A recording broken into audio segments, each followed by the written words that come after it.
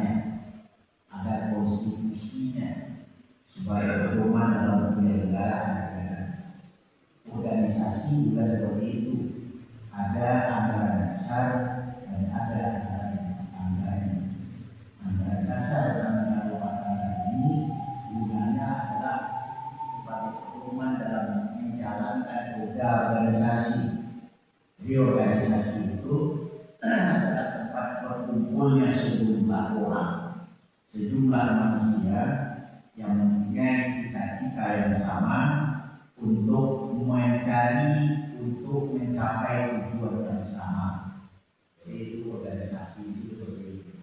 Jadi organisasi Muhammadiyah itu tempat berkumpulnya orang-orang, tempat berkumpulnya organisasi mempunyai cita-cita yang sama, yaitu menegakkan dan mengikuti agama Islam sehingga terwujud masyarakat Islam yang sebenarnya. Itu yang dicari dalam sebuah organisasi Muhammadiyah. Jadi Muhammadiyah itu bukan agama. Agama kita tetap agama Islam yang dibawa oleh Nabi Muhammad SAW, yang pedomannya, kalau konstitusinya atau anggaran dasarnya agama Islam itu rujukannya adalah Al-Quran dan Sunnah. Al-Quran yang 30 juz itu. Kemudian ada beberapa ribu hadis yang memberikan penjelasan tentang Al-Quran. Itu yang harus dipelajari di dalam Islam. Itu agama kita, agama Islam. Itu kemudian bagaimana cara memahami Al-Quran dan hadis-hadis itu harus melalui pengajian. Pengajian itu dengan mengumpulkan sejumlah orang inilah kemudian yang berhimpun di dalam sebuah kelompok, dalam sebuah organisasi yang disebut dengan Muhammadiyah. Jadi kita di dalam Muhammadiyah itu sebagai sebuah organisasi tempat berkumpulnya kita yang beragama Islam yang mempunyai ideologi yang mengacu kepada Al-Quran dan Sunnah. Kita belajar di Al-Quran, kita belajar di Sunnah, kemudian kita praktekkan dalam sebuah ibadah, maka itulah yang beragama Islam, itulah yang disebut dengan kita beragama. Kemudian karena organisasi ini wilayahnya luas, kemudian jumlah orangnya juga banyak, itu perlu dibuat struktur supaya program-program kajian Al-Quran dan Sunnah itu sampai kepada kita sebagai anggota Muhammadiyah. Jadi menurut ilmu modern, kalau menghimpun orang itu harus ada sebuah kelompok yang disebut dengan organisasi. Negara itu sebenarnya sudah organisasi. Negara itu sama saja dengan sebuah organisasi, sama dengan Muhammadiyah, sama dengan NU, sama dengan yang lain-lain. Cuma bedanya itu adalah kalau organisasi Islam itu rujukannya Al-Quran dan Sunnah. Kalau negara, karena orangnya macamnya banyak, budayanya banyak, perbedaan ideologinya banyak, untuk mempersatukan manusia seperti itu dibuat aturan tersendiri yang disebut dengan Undang-Undang Dasar atau Konstitusi. Undang-Undang Dasar dan Konstitusi itu menyatukan orang yang ada dalam sebuah negara. Kalau tidak kacau hidupnya itu. Di dalam sebuah organisasi itu macam-macam. Ada organisasi yang bersifat budaya, ada organisasi yang bersifat agama. Jadi ada organisasi agama Islam, ada organisasi yang beragama Kristen, Katolik, Hindu, Buddha dan lain-lain. Itu rujukannya adalah kitab suci mereka masing-masing. Karena mereka mempunyai tujuan yang sama untuk mencapai apa-apa yang diharapkan oleh organisasinya. Muhammadiyah, Bapak dan Ibu sekalian, itu untuk seluruh Indonesia itu ada namanya yang disebut dengan Pimpinan Pusat Muhammadiyah. Pimpinan Pusat Muhammadiyah ini berbeda dengan organisasi lain. Muhammadiyah itu pimpinan pusatnya tempatnya ada dua. Yang pertama pusatnya di Jakarta sebagai tempat lahirnya Muhammadiyah 1912. Indonesia itu beribu kota di Jakarta, maka pimpinan pusatnya dua. Ada pimpinan pusat yang ada di Jogja, ada pimpinan pusat yang ada di Jakarta. Organisasi lain tidak ada yang seperti ini. Jadi beda Muhammadiyah. Jadi Muhammadiyah mempertahankan budaya kelahirannya dulu, pusatnya lebih banyak di Jogja daripada di Jakarta. Bahkan juga pimpinan-pimpinan tahun ini itu, kalau yang ketua umumnya itu dipersyaratkan harus bisa ke Jogja dalam jumlah hari yang lebih banyak. Tidak bisa lama di luar Jogja daripada berada di Jogja. Jadi harus lebih banyak di sana. Jadi itu pimpinan pusat namanya, itu seluruh Indonesia. Kemudian ada pimpinan wilayah di seluruh provinsi. Seluruh provinsi disebut dengan pimpinan wilayah Muhammadiyah dengan istilah PDM. Saya tahu. Jadi kalau jadi MC, jadi penceramah jangan salah-salah itu. Jadi kalau pimpinan wilayah itu adalah yang memimpin Muhammadiyah di tingkat provinsi. Kemudian ada lagi pimpinan daerah namanya PDN, pimpinan daerah Muhammadiyah. Itu tingkatannya kota atau kabupaten. Jadi seluruh Indonesia di tingkat kota, di tingkat kabupaten itu namanya pimpinan daerah Muhammadiyah, kabupaten apa atau kota apa. Kalau kita di Jakarta, pimpinan daerah Muhammadiyah Jakarta Timur. Kalau di DKI, pimpinan wilayah Muhammadiyah DKI Jakarta.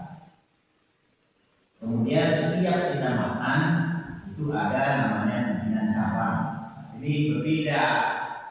Kalau pimpinan pusat itu hanya Jogja dan Jakarta, pimpinan wilayah itu hanya di tingkat provinsi, pimpinan daerah itu hanya di tingkat kabupaten dan kota. Kalau pimpinan cabang itu memang ruang lingkupnya adalah kecamatan, tetapi boleh tidak satu cabangnya dalam satu kecamatan itu.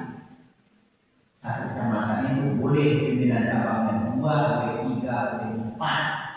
Di Jakarta, Tebet itu ada pimpinan cabang Tebet Barat, kemudian Tebet Timur, kemudian Kebon Baru, ada 3 pimpinan cabangnya di situ.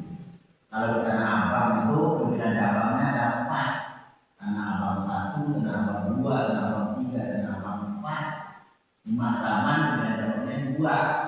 Kita Talu dan pimpinan cabang Matraman. Jadi kalau tidak cabang itu boleh beberapa satu kecamatan, dan cabang itu juga sebenarnya boleh juga dibuat pada tingkat desa, tingkat kelurahan, itu terserah jumlahnya. Jadi ada aturan yang mengikat. Tapi kalau pimpinan pusat, pimpinan wilayah, pimpinan daerah itu sudah tertentu. Jadi istilahnya itu kita harus hafal dulu.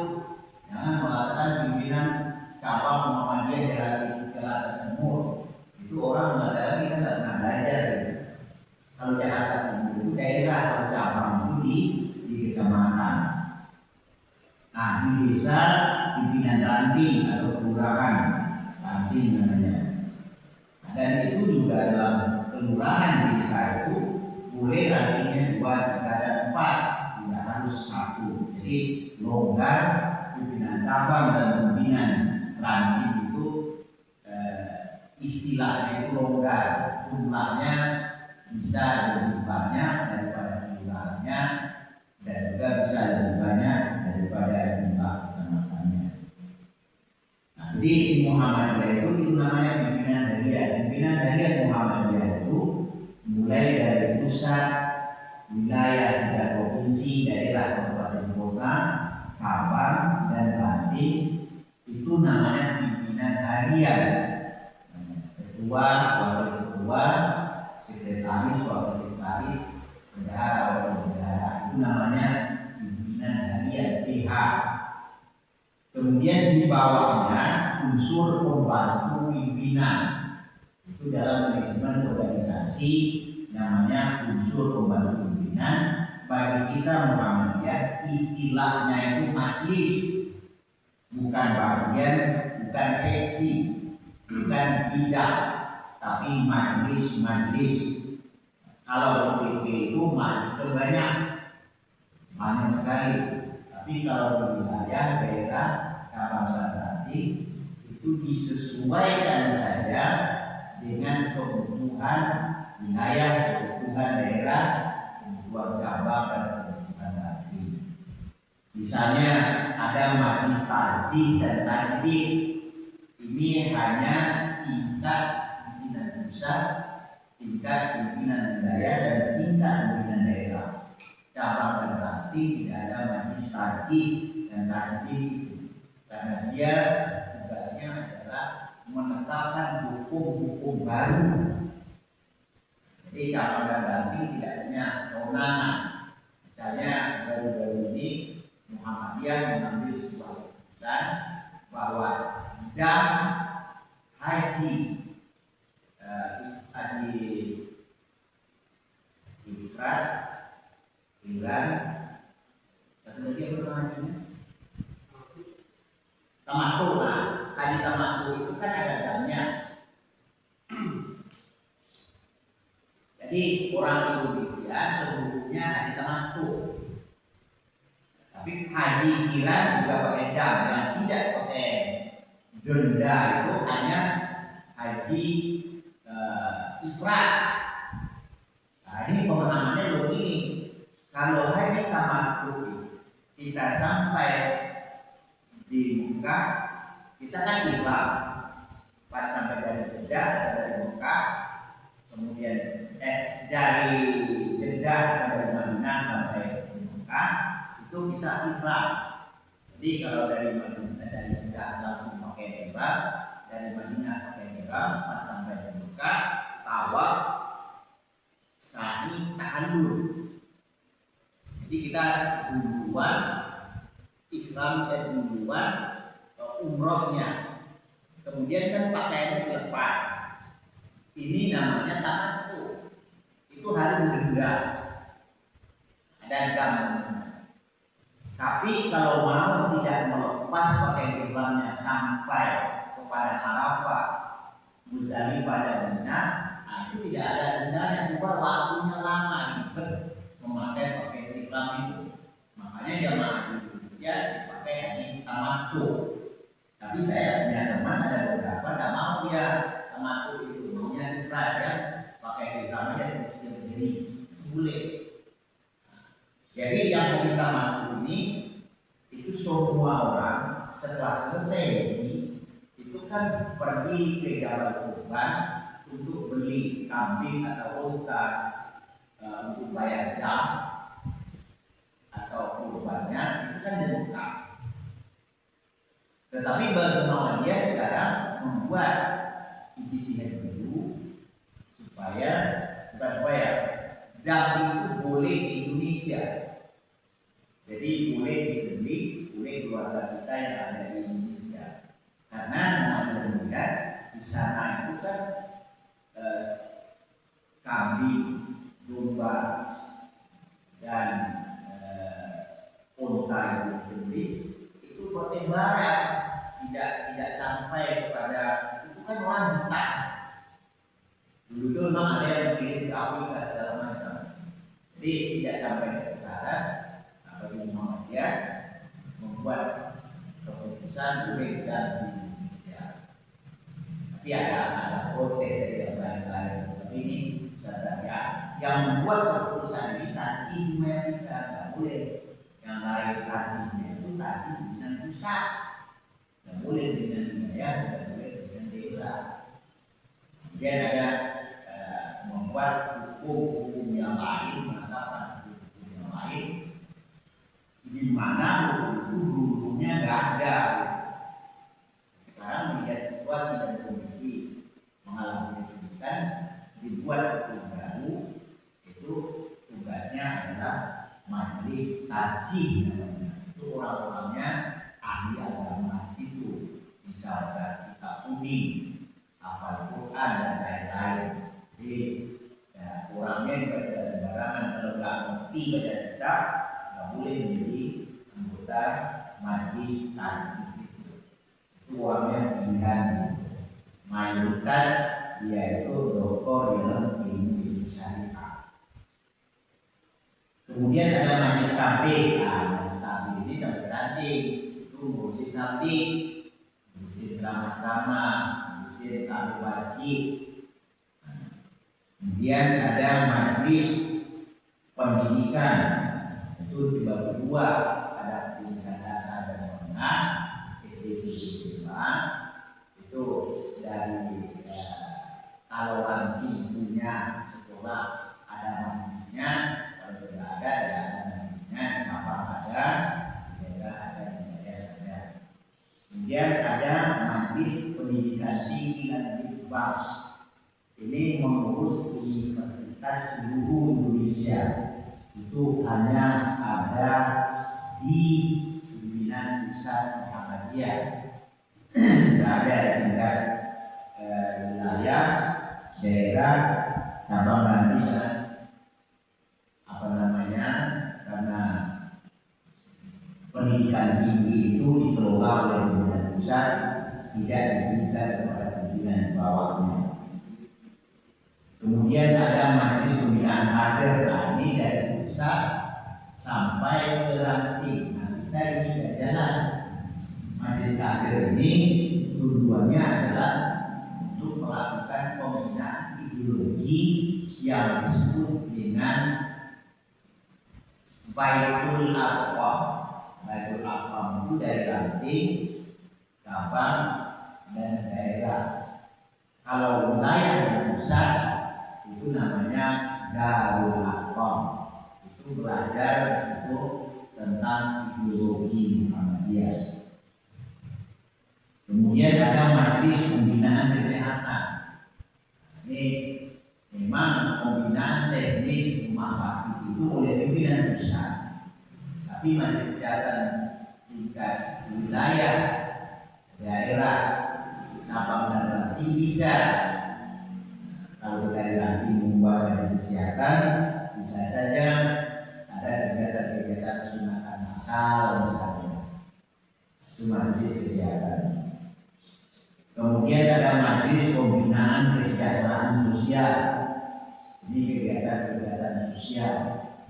Nah, ini kalau di Yomangun ada masalah pengelolaan jenazah. Nah, itu masalah kesejahteraan sosial. Kemudian ada majelis ekonomi, bisnis dan pariwisata. Itu sampai berarti. Kita ini nggak jalan ini. Kemudian ada majelis wakaf. Ini mengelola wakaf. Kalau ada orang berwakaf, kemudian bagaimana mengurus akta wakafnya itu diurus oleh majelis wakaf. Kemudian majelis pemberdayaan masyarakat ini juga tidak jalan. Kemudian majelis hukum dan HAM ini hanya sampai daerah saja. Majelis lingkungan hidup juga hanya sampai daerah. Majelis pusaka dan informasi juga sampai daerah. Kemudian lembaga pembangunan pesantren itu hanya sampai pimpinan wilayah saja, pimpinan pusat dan pimpinan wilayah.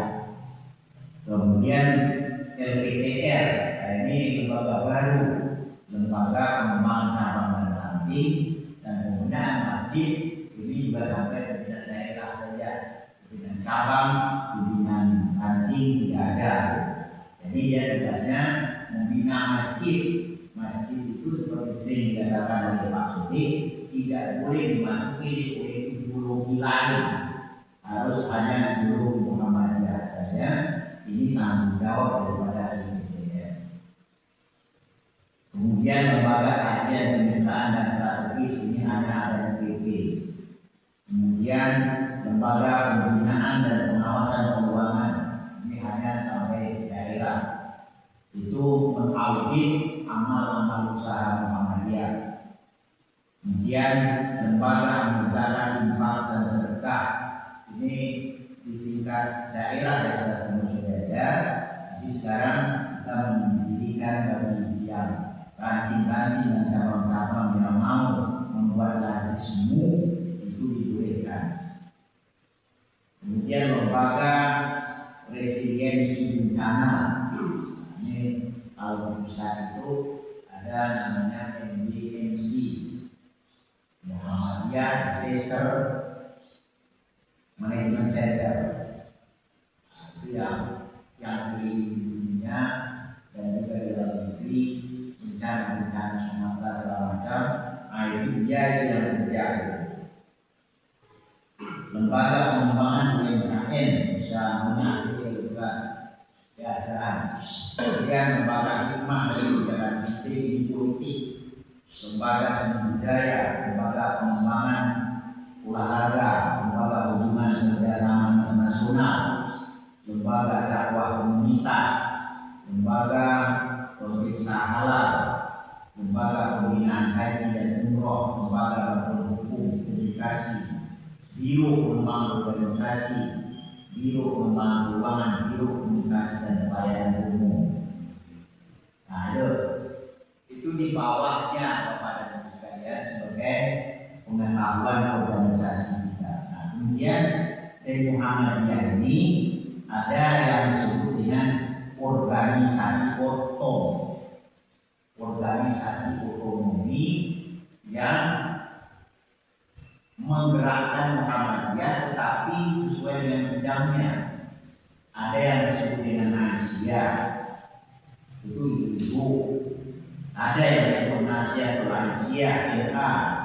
Ada Pemuda Muhammadiyah, ada Ikatan Mahasiswa Muhammadiyah, ada Ikatan Pelajar Muhammadiyah, ada Tapak Suci Muhammadiyah, ada Hizbul Wafat.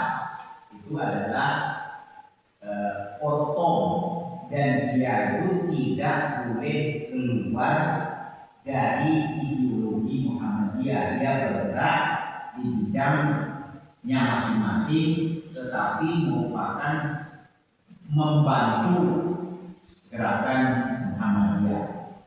Nah, organisasi otonom ini artinya organisasi mandiri, punya anggaran dasar dan anggaran rumah tangga sendiri, tapi dia tetap berada di bawah organisasi induk Muhammadiyah. Otom ini tidak boleh keluar dari kebijakan Muhammadiyah. Otom ini merupakan organisasi sayap dari Muhammadiyah, bergerak di bidangnya masing-masing untuk mensukseskan program Muhammadiyah. Muhammadiyah sebagai organisasi induk selalu melindungi dan support semua organisasi otonom. Masing-masing otom boleh membuat amal usaha sendiri. Contoh Aisyah boleh membuat TK, SD, SMP, SMA dan sampai perguruan tinggi. Tapi yang lain tidak ada. Dengan demikian otom memperluas ruangan gerak dakwah Muhammadiyah dalam berkiprah membangun bangsa.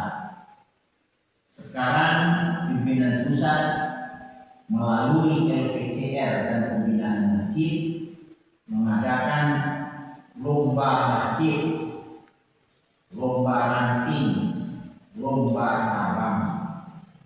Salah satu syaratnya baik ranting maupun cabang harus punya otom yang 7 ini, walaupun hanya ada pengurusnya saja. Nah, kita ini baru masih belum saya ikut.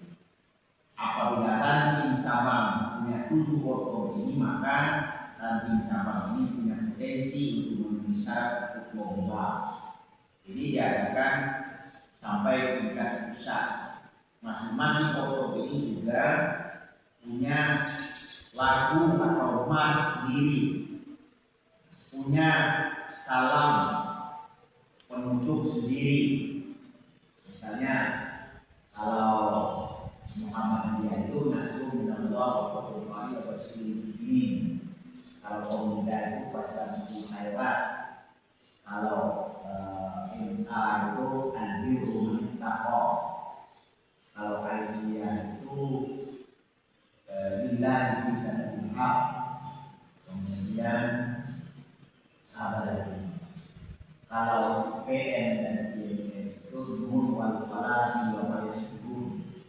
Jadi beda-beda, jadi punya ciri khas sendiri untuk membentuk sebuah pidato. Nah, kalau MU sekarang kalau membentuk pidato itu kan apa? Wallahu muwaffiq ila aqwamit thariq. Kalau yang umum apa namanya?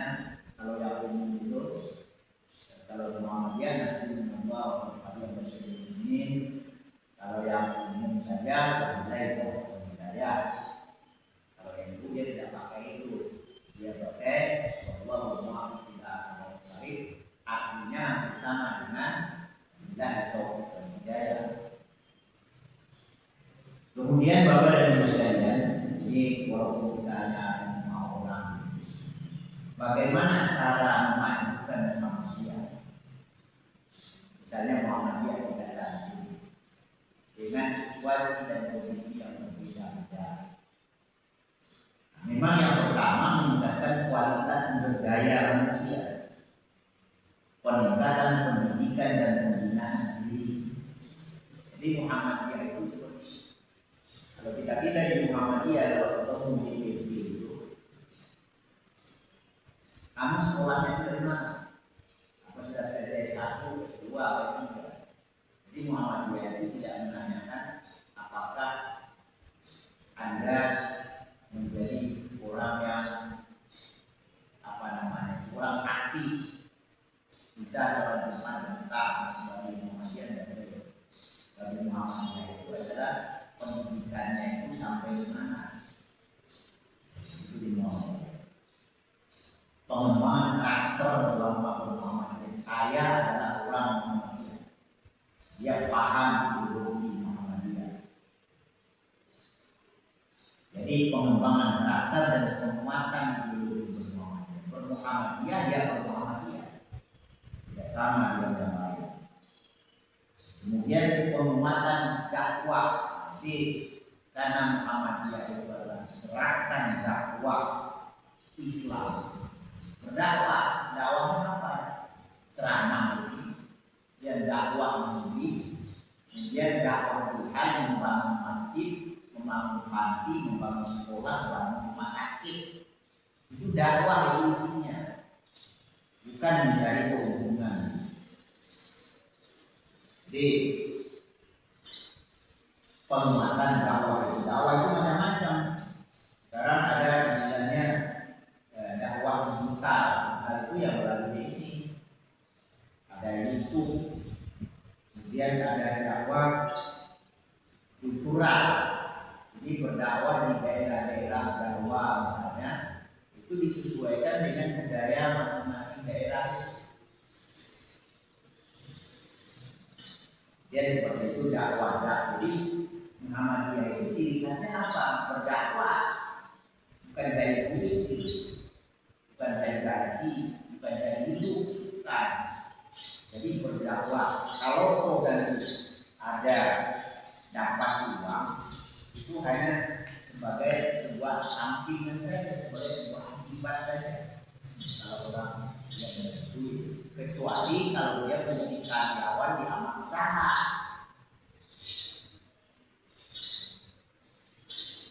Dia jadi BPK, jadi SMA, jadi dekan, jadi rektor, jadi dokter, jadi direktur rumah sakit, itu memang dia digaji karena dia bekerja itu.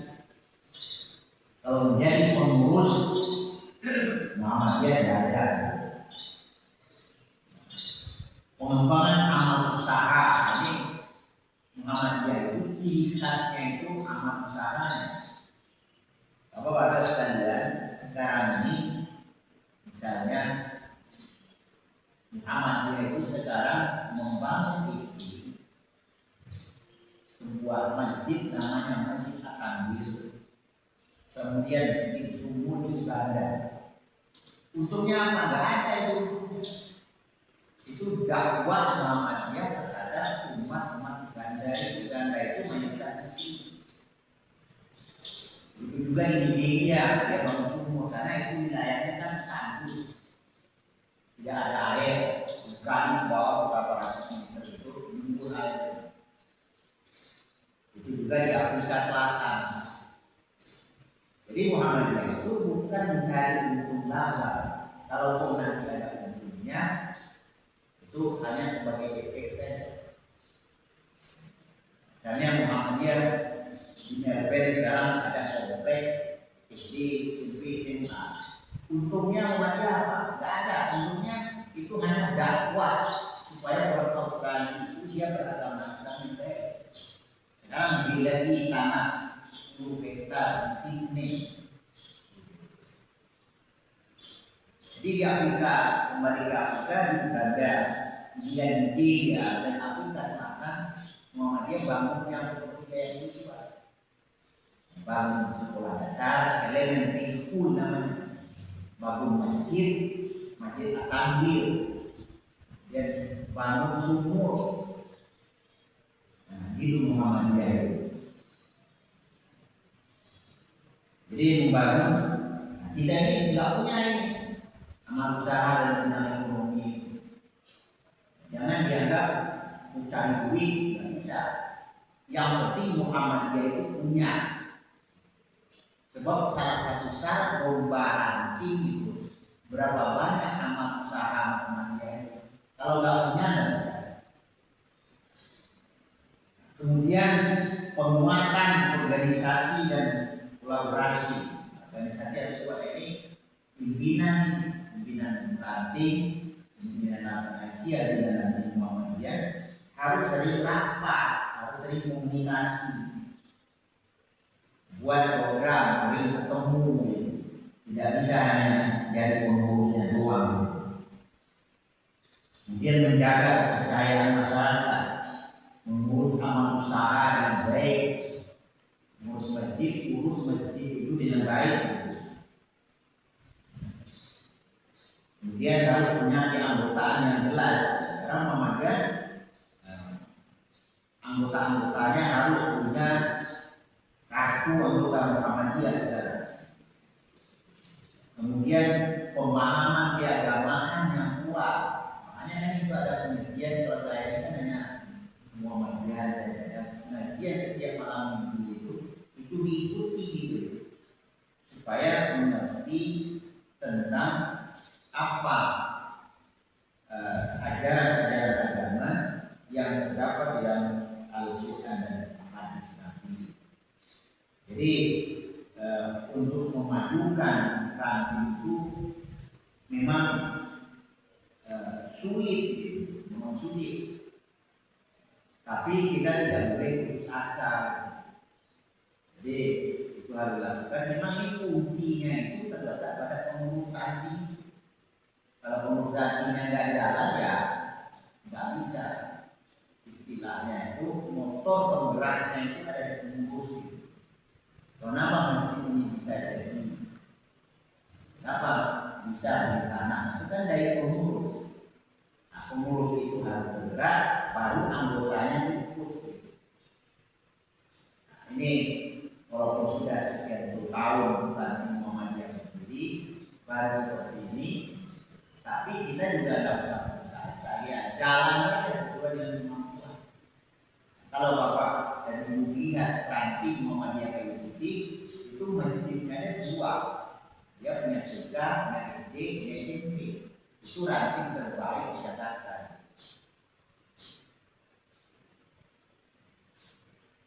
Jadi Bapak dan Ibu sekalian, ini pemahaman pengajian kita tentang masalah Muhammadiyah, tentang struktur Muhammadiyah dan bagaimana cara melakukan Muhammadiyah.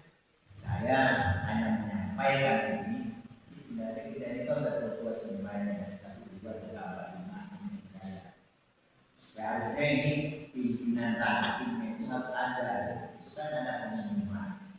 Tapi saya juga tidak putus asa.